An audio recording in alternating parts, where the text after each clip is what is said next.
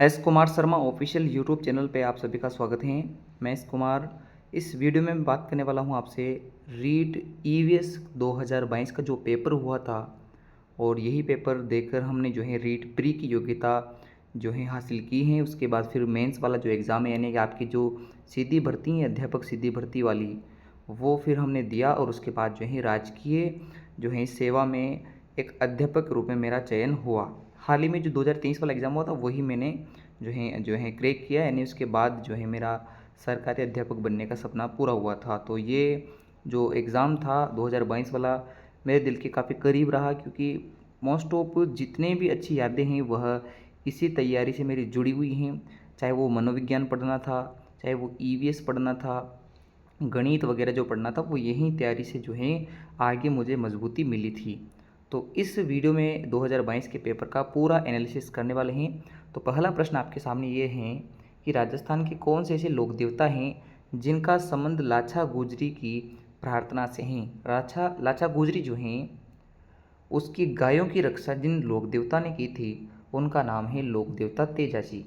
मेर के मीणाओं से रक्षा की हैं, और उस रक्षा करने में जो है वो बहुत ज़्यादा घायल हो जाते हैं। बीच में जब गायों को छुड़ाने जा रहे होते हैं, तो नाग देवता इनको मिलते हैं, जिनकी ये रक्षा करते हैं, जो आग में जल रहे होते हैं।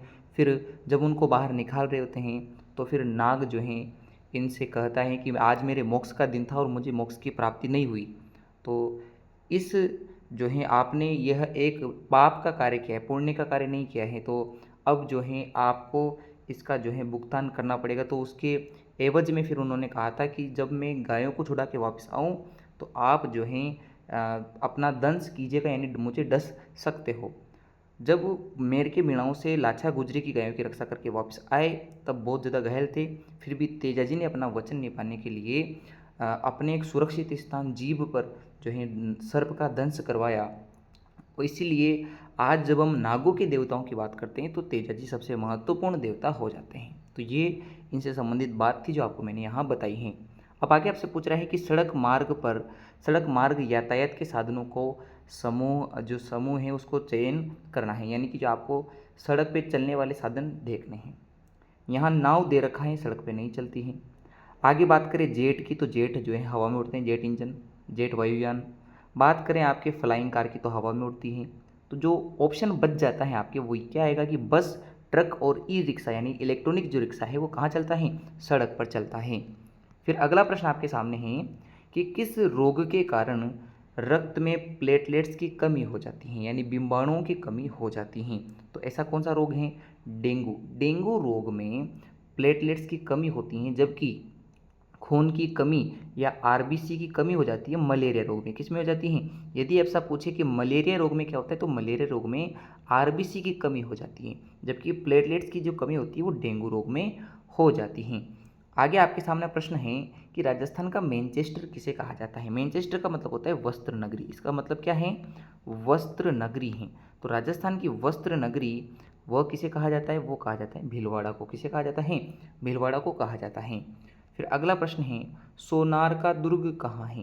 पहले तो याद रखिए कि सोनार दुर्ग या स्वर्णगिरी दुर्ग, कौन सा दुर्ग है, स्वर्णगिरी दुर्ग, ये दोनों नाम जैसलमेर के दुर्ग के हैं। किसके हैं, जैसलमेर के दुर्ग के हैं। तो जैसलमेर दुर्ग को ही सोनार का दुर्ग या स्वर्णगिरी दुर्ग कहा जाता है। हम जब दुर्गों के ऊपर वीडियो बनाएंगे, तो बहुत ही आसानी से इन चीज़ों को देखेंगे। ऐसा नहीं है कि हम इसको शॉर्ट शॉर्ट में पढ़ेंगे, यहाँ डिटेलिंग भी देखेंगे। और चूँकि राजस्थान जीके हैं, तो आपको जल्दी याद हो जाती है, तो यह आपके लिए एक अच्छा बिंदु रहेगा। फिर अगला प्रश्न आपके सामने है कि राजस्थान में कौन सा ऐसा समुदाय है जो वन एवं वन्य प्राणियों के संरक्षण के और उनके धार्मिक अनुष्ठान में भाग लेता है या उनके लिए कार्य करता है। अब सीधी सी बात है, आपको जब मैंने राज्य प्रतीक पढ़ाए थे, तो मैंने आपको कहा था कि एक ऐसा समाज है अपने राजस्थान में जिसने वृक्षों को सीने से लगा के रखा, अपना बलिदान दिया उसके लिए, वो विश्नोई समाज था। और उसी प्रश्न को देखिए यहाँ पूछा भी गया है। तो ऐसा नहीं है कि हम जो पढ़ते हैं हमारे कहीं काम नहीं आता। पढ़ा हुआ ज्ञान हमेशा हर जगह काम आता है, और वहाँ बताई गई बात आज हमारे यहाँ काम में आ रही है, जो हमने राज्य प्रतीक के अंदर भी पढ़ा था। जो खिचड़ी पढ़ रहे थे ना, उस टाइम पे अपन ने यहाँ पढ़ा था। तो बिश्नोई समाज प्रकृति प्रेमी, पशु प्रेमी, वन्य जीव प्रेमी आपके क्या हैं, समाज हैं। अगला आपके सामने प्रश्न है हिमाचल प्रदेश में जल संरक्षण की पुरानी संकल्पना। अब जब हम जल के बारे में पढ़ेंगे तो वहाँ आपको मैं सभी बातें बताऊंगा। उन्हीं में से कुलह जो आपके जल संरक्षण की पद्धति है वह हिमाचल प्रदेश में होती हैं। अगला आपके सामने प्रश्न है, ऐसी जयंती का चुनाव करें जो चैत्र मास के शुक्ल पक्ष की 13 के दिन होती है। यानी कौन से पक्ष की बात कर रहा है, कौन से महीने की, चैत्र माह की। कौन से पक्ष की बात कर रहा है, शुक्ल पक्ष की। और शुक्ल पक्ष की कौन से, त्रयोदशी। तो चैत्र शुक्ल त्रयोदशी को मनाते हैं महावीर जयंती। जैन समाज में चैत्र शुक्ल त्रयोदशी के दिन भगवान महावीर जी की जयंती मनाई जाती है। और यहाँ यदि ऐसा होता, शुक्ल की जगह आपको यहाँ पूर्णिमा दे रखा होता, क्या दे रखा होता, पूर्णिमा। शुक्ल की जगह क्या, 13 की जगह, या आपको त्रयोदशी की जगह आपको पूर्णिमा दे रखा होता, तो फिर वो आपकी हनुमान जयंती हो जाती। क्या हो जाती है, हनुमान जयंती। तो हनुमान जयंती को भी महावीर जयंती कहते हैं, किंतु वो हिंदू समाज में है। तो हिंदू समाज की हनुमान जयंती या जिसे आप महावीर जयंती कहते हैं वो चैत्र शुक्ल पूर्णिमा के दिन है। किंतु जब महावीर जयंती जैन समाज वाले की बात करें तो वो चैत्र शुक्ल त्रयोदशी के दिन है, यानी 2 ही दिन का अंतर हो जाता है। बट इतना अंतर है कि पढ़ने में याद रखोगे ना तो दोनों चीज़ें आसान हैं। यदि इस बार आपसे हनुमान जयंती पूछे तो वो चैत्र शुक्ल पूर्णिमा के दिन आपके हो जाएगी।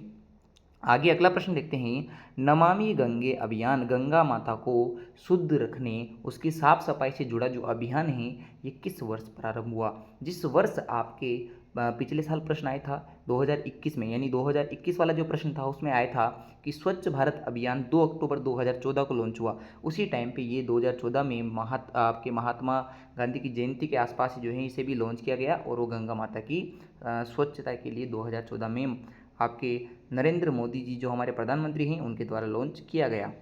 मगरमच्छ प्राणी जगत की किस संवर्ग, किस वर्ग का हिस्सा है।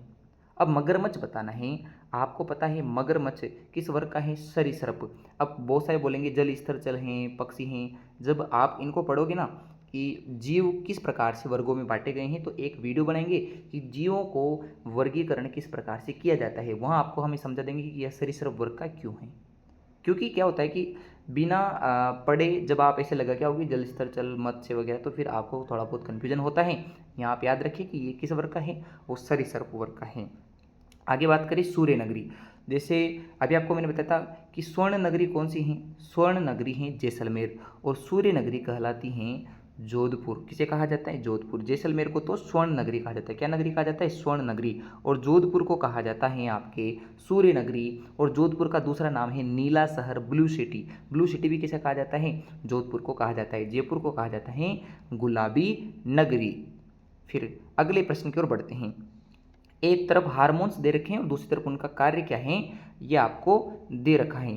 तो सबसे पहले वृद्धि हार्मोन, शरीर की लंबाई बढ़ाने वाला हार्मोन है। तो अंगों में वृद्धि कौन करेगा, ये वाला हार्मोन। इंसुलिन क्या करता है, इंसुलिन आपके डायबिटीज़ मधुमेह रोग के लिए जो है आपके उसके लिए जिम्मेदार है। अब मधुमेह क्या होता है, ब्लड के अंदर शुगर का लेवल, तो इंसुलिन ब्लड में शुगर का लेवल बनाए रखता है। टेस्टोस्टेरोन पुरुषों में पाए जाने वाला हार्मोन है जो पुरुषों में द्वितीयक लैंगिक लक्षण, आवाज़ का भारी होना, शरीर को मस्कुलर दिखाना, ये जो है इन चीज़ों को किशोर अवस्था के टाइम पे ये जो है आपके शरीर में लक्षण प्रकट करता है।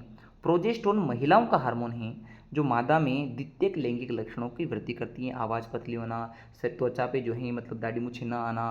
तो ये जो लक्षण हैं वो आपके प्रोजेस्टेरोन की वजह से दिखाई देते हैं। तो ये हमने बात की है 4 हार्मोन्स की वजह से। आप अब इसे आप नीचे देख लीजिएगा कि कौन सा इसमें सही माना है, मैंने आपको यहाँ समझा दिए हैं। खादी के बने वस्त्रों की कीमत पर विशेष छूट कब दी जाती है। नॉर्मल सी बात है, महात्मा गांधी का पूरा जन्म इसी बात पे है कि उन्होंने अंग्रेजों द्वारा बनाई गई विदेशी वस्तुओं का त्याग किया। तो खादी से संबंधित जब भी बात आए तो 2 अक्टूबर गांधी जयंती याद रखें कि गांधी जयंती के दिन खादी से बने हुए आपके जो वस्त्र हैं उन पे छूट मिलती हैं, गांधी जयंती। ये याद रखें क्योंकि जिसने पढ़ा है महात्मा गांधी को उनको अच्छे से पता है अहिंसा के बारे में। और जितने भी राष्ट्रीय आंदोलन हैं अंग्रेज़ों को भारत से हटाने के लिए। और दूसरी बात कि जिन्होंने स्वदेशी वस्त्रों का ज़्यादा चलन किया, खादी के वस्त्रों को ज़्यादा महत्व दिया, वो महात्मा गांधी ही थे। अब अगला प्रश्न है कि जब हम पर्वतारोहण करते हैं, पर्वत पे चढ़ाई करते हैं, उस दौरान सांस लेने में कठिनाई क्यों आती है, उसका बेसिक कारण क्या है, सबसे इम्पोर्टेंट कारण क्या माना जाता है। तो जब हम ऊंचाई पे चढ़ते जाते हैं तो वायुदाब की कमी हो जाती है। क्या हो जाती है, वायुदाब कम हो जाता है। जब वायुदाब कम हो जाता है तो सांस लेने में कठिनाई, चेहरे का लाल पड़ जाना और जो है नाक से खून आना, ऐसी चीज़ें आपको देखने को मिलती हैं। तो ये 3 आपके लक्षण होते हैं, सांस लेने में कठिनाई, चेहरे का लाल पड़ जाना, नाक से खून आ जाना, कम वायुदाब की चीज़ों को दर्शाता है। जैसे जैसे ऊंचाई पे जाएंगे, 165 मीटर ऊंचाई पे जाने पर 1 डिग्री जो है आपके तापमान में कमी आती है। आपको मैंने बताया भी था, ऐसे वायुदाब की कमी हो गई तो फिर उसमें क्या होता है कि आपके सांस लेने में दिक्कत आने लग जाती है। आगे आपसे कह रहा है अजैविक घटक बताना है। हमने पादप देखा था और 2 बार ये प्रश्न पूछा भी गया है कि कौन सा जैविक घटक है, तो पादप पेड़ पौधे इसमें आते हैं। जीवाणु किस में आएगा, जीवाणु एक जीव है, सूक्ष्म जीव है, तो वह एक सजीव की कैटेगरी में आता है। जंतु यानी कि पेड़ पौधे, पशु वगैरह जो हैं आपके, मतलब पशु मानव वगैरह किस में आते हैं, वो भी सजीव हैं। वायु जो हैं एक मिश्रण है और यह एक अजैविक घटक है। किस प्रकार का घटक है, अजैविक, इसमें किसी प्रकार का जीव नहीं है। आगे हम बात करते हैं रेशम कीट का भोजन क्या है। रेशम कीट किस पेड़ की पत्तियों को खाता है, तो शहतूत की जो पत्तियां होती हैं उसमें रेशम कीट का पालन किया जाता है। आपको सबको अच्छे से पता है, ये प्रश्न किसी भी बच्चे के गलत नहीं होता है। जब ऐसे सीधे प्रश्न आते तो पढ़ने में काफ़ी मज़ा आता भी है। तंबाकू में कौन सा एल्केलॉइड यानी कि नशीला हानिकारक पदार्थ पाया जाता है, तो वो है आपके निकोटीन। तंबाकू में पाए जाने वाला पदार्थ कौन सा है, निकोटीन है। जब हम तंबाकू को चबाते हैं या आप जब हम लाल मंजन वगैरह करते हैं तो उसमें साफ साफ लिखा है तंबाकू चबाना स्वास्थ्य के लिए हानिकारक है, क्योंकि उसमें निकोटीन है जिससे व्यक्ति में आदत निर्माण होती है। किसका निर्माण होता है, आदत का। जबकि कोकेन, मॉर्फिन वगैरह जो हैं ये अफीम से प्राप्त होने वाले आपके पदार्थ हैं। अगला आपके सामने प्रश्न है रेबीज रोग का कारक क्या है, किस वजह से आपके रेबीज रोग होता है। रेबीज रोग आपको पता है कुत्ते के काटने की वजह से होता है, जिसमें हाइड्रोफोबिया यानी कि पानी से डर लगना वगैरह जो है इसमें सिम्टम्स दिखाई देते हैं और यह एक विषाणु जनित, वायरस जनित रोग है। अगला आपके सामने प्रश्न है ऐसा कौन सा जल प्रदूषण का जो है इसमें बताना है आपको 4 ऑप्शन में से, जो मानवीय स्रोत नहीं है, जिसमें मनुष्य के द्वारा जल प्रदूषण नहीं होता है। घरेलू बहिस्राव होता है, घर में से वेस्टेज निकालोगे तो मानव ही कर रहा है ऐसा। वाहित जल जो है जल में कुछ डाल रहे हो तो ये मानव कर रहा है। औद्योगिक बहिस्राव, उद्योगों से जो है क्या कर रहे हैं, उद्योगों से जो अपशिष्ट कचरा निकल रहा है उसको, वाहित जल नहीं वाहित मल आएगा, यानी कि जो अपने शौचालयों का जो गंदगी है वह वाहित मल है। वो वाहित मल जो है किस में आता है, वो मनुष्य द्वारा फैलाया जाता है। उद्योगों से जो निकला कचरा है वो भी मनुष्य ही जो है आपके किस में डालता है, नदियों में, झीलों में, इनमें इसमें वो डाल रहा है। ह्यूमस पदार्थ, जो ह्यूमस बन रहे हैं, जो सूक्ष्म जीवों के द्वारा बन रहे हैं, उसमें मानव का कोई हाथ नहीं है, तो ये आपके किस में नहीं आएगा, मानवीय कारक में नहीं आएगा। अगला प्रश्न है जंतु से प्राप्त रेशा कौन सा है, उदाहरण से देना है। कपास क्या जंतु से प्राप्त होता है, नहीं, कपास पौधे से प्राप्त होता है। आपके पॉलिएस्टर किसे प्राप्त होता है, तो पॉलिएस्टर एक कृत्रिम रेशा है। नायलॉन एक कृत्रिम रेशा है जिसने जो मानव से प्राप्त होता है, जो मानव ने मतलब जो है संश्लेषित करके खुद बनाया है, जंतु से प्राप्त नहीं हो रहा है। रेशम कीट जो आपके अभी ऊपर बताया था कि शहतूत की पत्तियों को खाकर वो जो है एक धागा बनाता है, लार छोड़ता है, उससे धागा बनता है। तो रेशम कीट एक जीव है, जंतु है, जिससे आपको रेशम का धागा प्राप्त होता है। फिर अगला प्रश्न है मूल्यांकन करने का उद्देश्य क्या होता है। बेसिक कॉन्सेप्ट क्या है, इवेल्युएशन क्यों किया जाता है, अनुशासन बनाए रखने के लिए, परीक्षा करवाने के लिए, प्रश्न पत्र बनाने के लिए। अब यहाँ सबसे अच्छा ऑप्शन देखिए, ऐसा नहीं है कि मूल्यांकन का उद्देश्य ये नहीं होता कि अच्छी परीक्षा करवाएं, मूल्यांकन का उद्देश्य परीक्षा करवाना भी है, किंतु यहाँ दे रखा है कि अधिगम करता है कि उपलब्धि का भी ध्यान रखना है और उसमें अगर कमी है, उपलब्धि सही नहीं है तो उसमें सुधार किया जा सकता है। रबी की फसल का उदाहरण देना है। अब आपको रबी की फसल देखनी है तो फसलों के हम, आपने बीएसटीसी के टाइम पे भी पढ़ा है या राजस्थान जीके में पढ़ा है कि 3 प्रकार की फसलें हैं, रबी की फसल, खरीफ की फसल, जायद की फसल। तो मक्का, सोयाबीन, मूंगफली यह आपके किस समय बोई जाती हैं, तो ये बोई जाती है आपके चौमासे के टाइम पे। चौमासा मतलब समझिए वर्षा ऋतु में। तो चौमासे की जो फसल हैं वो तो आपके कहलाती हैं खरीफ की फसल। कौन सी फसल कहलाती है, खरीफ। तो मक्का, सोयाबीन, मूंगफली वगैरह खरीफ की फसल हैं जो चौमासे के टाइम पे, वर्षा ऋतु के टाइम पे होती हैं। और जो उसके बाद जैसे कि गेहूँ, जो चना, सरसों, अलसी, ये जो हैं आपके कब होते हैं, ये रबी की फसल हैं, ये सियाड़ू फसल कहलाती हैं। सियाड़ू फसल यानी कि सर्दियों के टाइम पे होती है, वर्षा निकल जाती है, सर्दी आ जाती है, तो फिर उस टाइम इनकी बुआई होती है। आगे आपसे कह रहा है कि बाल केंद्रित शिक्षा का कौन सा तत्व नहीं होगा, तो पढ़िए पता लग जाएगा। खेल खेल खेल में सिखाना अच्छी बात है, प्रेरणा मोटिवेशन देना अच्छी बात है, बच्चों को संतोष देना अच्छी बात है। कौन सा नहीं, निष्क्रियता, एक्टिव नहीं रहेगा बच्चा तो सीखेगा नहीं, तो ये इसके अंदर आने वाला शब्द नहीं होगा। फिर अगला पूछ रहा है कि प्राचीन काल में संदेशों का संचार किस माध्यम से होता था, तो प्राचीन काल में फैक्स नहीं था, मोबाइल नहीं था, टेलीफोन नहीं था, हर कार्य था। क्या है, हर कार्य हैं आपके जो हैं।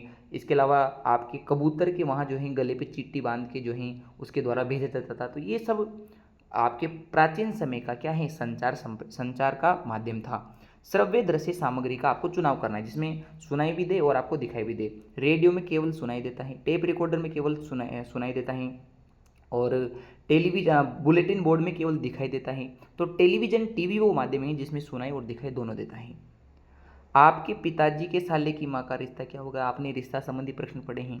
आपके पिताजी हैं, आपके पिताजी के साले यानी कि आपके मामा जी हो गए, और आपके मामा जी की माँ आपकी क्या लगी, नानी लगी। तो नॉर्मल सी प्रश्न है कि ऐसे ऐसे प्रश्न तो हम चलते हुए भी कर सकते हैं। फिर अगला आपसे पूछ रहा है कि फूलडोल महोत्सव कहाँ का है, तो फूलडोल महोत्सव शाहपुरा में है, और इसका संबंध रामानंदी संप्रदाय से है। तो ये आपके रामानंदी के मतलब वो एक संप्रदाय है, फूलडोल का है, हाँ रामानंदी से कुछ संप्रदाय हैं जो शाहपुरा में है, रामानंदी है शायद वो, तो उसके द्वारा जो है ये आयोजित होता है। रंग पंचमी तक चलता है। चैत्र कृष्ण पक्ष की एकम यानी पड़वा से लेकर पंचमी रंग पंचमी तक यह फूलडोल महोत्सव शाहपुरा में आयोजित होता है। शाहपुरा एक खुद जिला बन चुका है, तो अब शाहपुरा में यह फूलडोल महोत्सव लगता है। आपके अगला प्रश्न है कि सूर्य के सबसे निकटतम, जैसे पिछली बार पूछा गया था कि सूर्य से सबसे बड़ा ग्रह कौन सा है, तो सबसे छोटा ग्रह मैंने आपको बताया था बुध। ऐसे सबसे दूर ग्रह पूछे तो नेपच्यून है, और सबसे पास पूछे तो बुध है। यूरेनस नेपच्यून यानी कि अरुण वरुण जो ग्रह है वो नेपच्यून जो ग्रह हैं वो सबसे दूर हैं, और आपकी जो बुध हैं वो सबसे पास में हैं।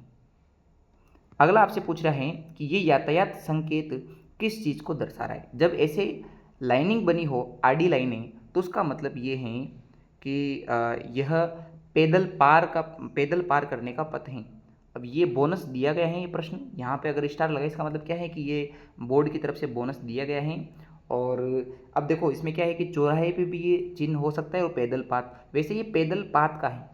अगर देखें तो ये चिन्ह जहाँ बना हो इसका मतलब होता है कि पैदल आप यहाँ से क्रॉस कर सकते हो रोड को, किंतु चौराहे पे भी ऐसी चीज़ें बनी होती है। तो इसका मतलब ये दोनों जो है प्रश्न के अंदर ऑप्शन ए के उत्तर के लिए दर्शा रहे हैं। तो यहाँ ये बोनस दिया गया था आपके प्रश्न 2022 में। और एक अंतिम प्रश्न हम कर रहे हैं, हमारा राष्ट्रीय पंचांग क्या है, तो राष्ट्रीय पंचांग है हमारा राष्ट्रीय शक संवत। क्या है, शक संवत पे आधारित। आप जब राष्ट्रीय प्रतीक वाला वीडियो देखोगे तो मैंने इसमें बताया था कि शक संवत वाला जो आपके क्या नाम है जो पंचांग है वो राष्ट्रीय पंचांग के रूप में 22 मार्च 1957 को अपनाया गया। तो ये हमने बात कर ली है 2022 तक के सभी पेपरों के बारे में। यह पीडीएफ आपको निःशुल्क प्राप्त हो जाएगी टेलीग्राम पे, जिसका लिंक आपको मैं यहाँ डिस्क्रिप्शन बॉक्स में दे दूंगा, उससे आप ज्वाइन कर सकते हैं। तो आपको कमेंट करके बताना है कि अगले जो पुराने पेपरों की सीरीज रहे वो किस विषय पे हम बनाएं, गणित पे बनाएं या मनोविज्ञान पे बनाएं, हिंदी पे बनाएं। तो आप हमें कमेंट करके ज़रूर बताइएगा।